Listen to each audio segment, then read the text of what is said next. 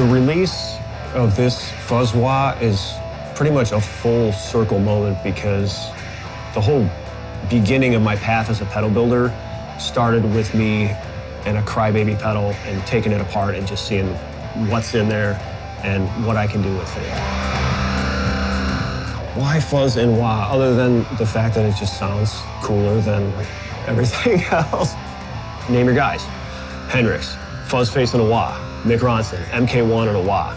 I'm a huge fan of Kim Thayil from Soundgarden, guys that were doing weird things where you had to like sit and watch him play live and go, how did he get that crazy sound, you know, using what, 2 pedals? So I'm just gonna put those together and make kind of a modern version of what I think this could be.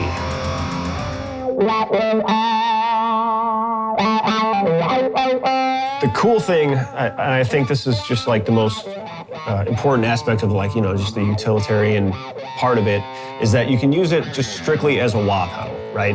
As for the fuzz, it's a silicone 2-transistor fuzz, and it's similar to what I had been putting in this guy actually, which, you know, it's super 60s and just retro, but, you know, kind of hot rod.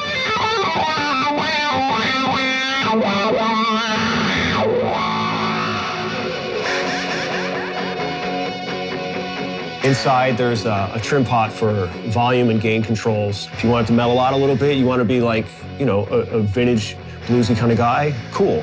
Maybe you really want to be a more aggressive player and you want to jack these things all the way up and have it go crazy, well, like, great, that's in there. The wah circuit itself, I tweaked it to be a little more expressive, right around the middle point where it starts to take that kind of vowel-y, you know, vocal shape.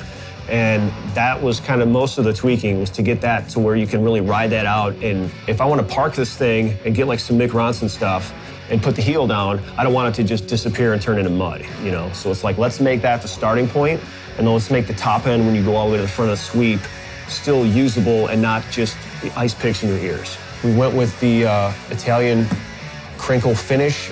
I always loved chrome top wahs, but there aren't that many of them out there, so we did like a polished nickel. We designed this top tread, we designed the bottom plate. This is the same artist that I've used for all my DareDevil artwork, you know? This is a super heavy-duty toggle switch. You know why? Because I kick it with my foot, and I want to be able to do that every show and not have it break. I want things to be bulletproof and tough.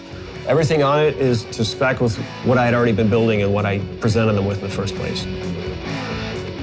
The cool thing about getting going with Dunlop was that they were into taking what I had built and the way that I build pedals, and they said, great, we want to accurately represent what you build.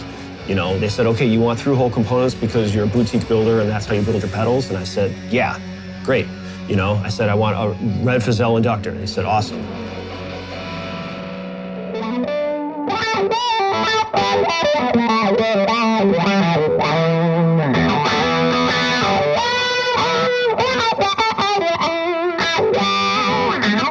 Putting something like this out myself, it was never like a feasible thing for somebody that only built so many pedals a year and was like a small independent pedal builder, right?